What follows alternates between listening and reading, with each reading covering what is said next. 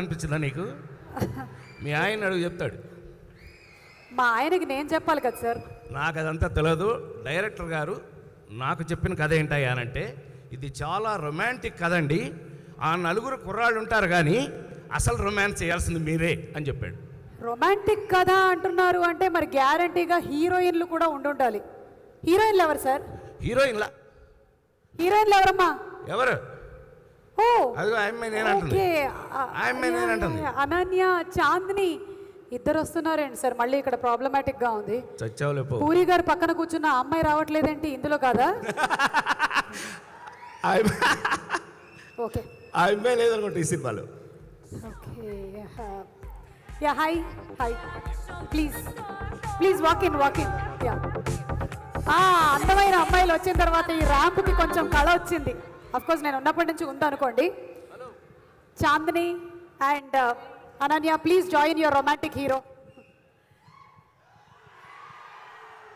Sir sir sir, నాకు తెలిసిపోయింది ఈ సినిమాలో మీరు వీళ్ళిద్దరు ఫాదర్.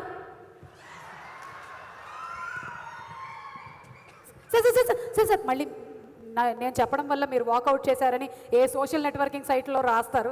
ఇక్కడే ఉండండి సార్ ప్లీజ్, మీకు దండం పెడతాను. అందుకే ఆ నలుగురు సినిమా బొమ్మ వేద్దండి అని చెప్పింది.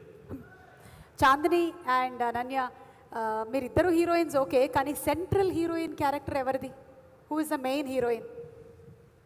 చచ్చారు వీళ్ళిద్దరు. ఇప్పుడు శ్రీరామ్ నాకు చెప్పింది అయితే నేను వాళ్ళకి పెట్టేసాడు. మరి శ్రీరామ్ మీరని చెప్పారా? Ananya, you are the main lead or is it Chandini? Shriram knows. I think me. Okay.